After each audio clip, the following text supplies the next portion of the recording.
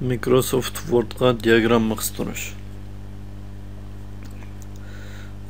Biz Word'da bazı dokument hüccetlerini tayyorlagan vaqtida buningkiga son siferlik diagrammalarni kıstırışga to'g'ri keldi. Bo'libmi shirkatlarda yoki idoralarda son siferlik ba'zi mazmunlarni ko'rsatgan vaqtda diagramma qistirsak, bu son siferlarni tushunish texmo osonga to'xtaydi. Hem de bu diagram kısturuşta biz alaylı başka yumuşak detallarını işletişimizden hacet yok. Yani başka da sizi bilip ekemesek mi oldu? Word'un üzerinde her xil diagrammalarını kısturuş iktidarı təminlənген. Bu diagrammalardan paylansak, nəhayət asalla sansipirlərimizni bir xil diagram şəkliga kirgizələyimiz. Bu dərsimiz sözeydiğen məzmunlar diagramma kısturuş, diagram üçün çuqum sansipir lazım. Bu sansipir qimmatlarni berish, qistirulgan diagramını har xil uslublar bilan tahrirlash.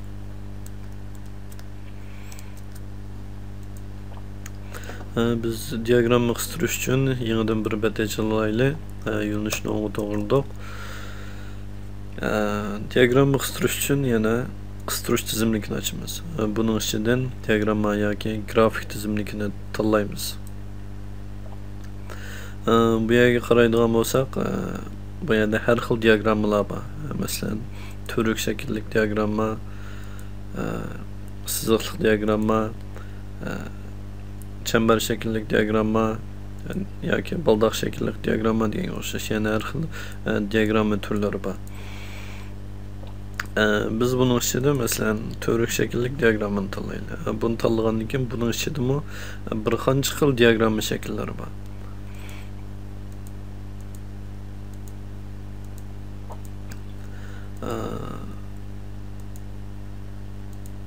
Biz bunun içinden ma'lum bir turini tanlab ma'qul knopkasini bassak, bu yerga diagramma qistirildi. Endi bu diagrammani ko'rish uchun bu yerda cho'qim bizga sansipir lazım. Bu sansipirni biz bu yerdan kirgizib bersak bo'ldi.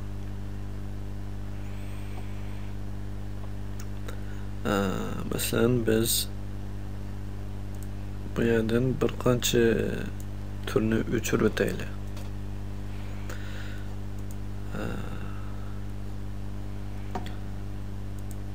Bu yerning ismini o'zgartiraylik. Ya'ni bu yerda 4 fasl olsun, bir do'konninki 4 fasldagi kirimini diagramini göstereylik. Mesela birinci fasl bahar fasli, ikinci fasl yaz fasli, üçüncü fasl kuz fasli,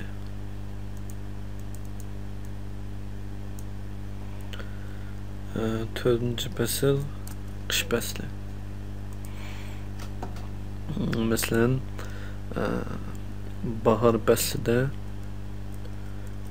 150 ming yuan kirim bo'lsin. Yoz faslida 120 ming yuan kirim bo'lsin. Kuz faslida 180 ming yuan kirim bo'lsin. Qish faslida savdo azroq bo'ldi. Bu vaqtda 80 ming yuan kirim bo'lsin. Yani biz bu qimmatlarni kirgizib bo'ldik. Endi biz bu ramkani taqib olsak bo'ldi.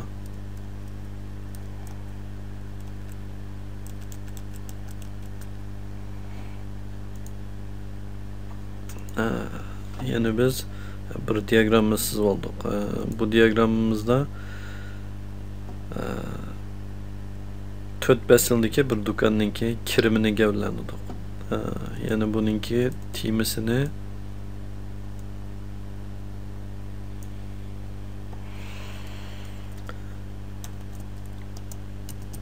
Talla bazarimizning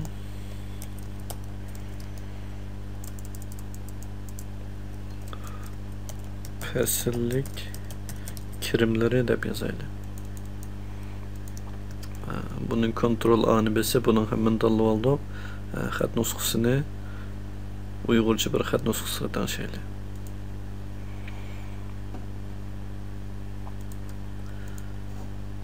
Demek bizninki grafikimiz kıstırıldı. Hem de bununki nispeten yani bazı tanlaşlarını elip baralayımız. Mesela bu tekstninki xat nusxası diyen okşaş.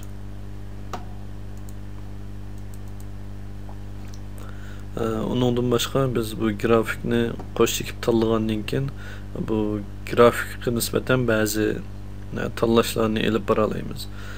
Yani bu tayyor uslublardan foydalanib bunun shaklini har xil o'zgartiramiz. Masalan, dastlabki holatda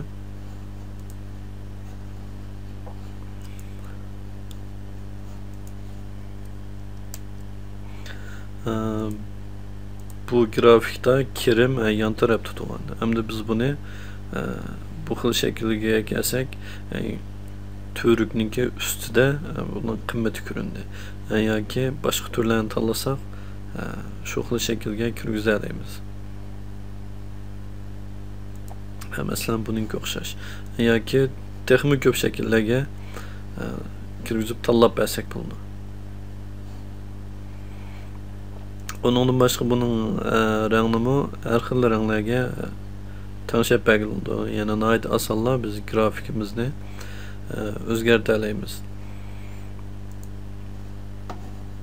Əmdə biz grafikni sızğandan keyin bunu başqa xil şəkildə kirgizməkçi olsaq, grafik tipini özgərtiş deganni tanlasaq bo'ladi. Yəni bu yerdən yumaloq tipni tanlaylı. Tanlagandan keyin bunun için yana bir qancha tarmoq turlarini tanlashga bo'ladi.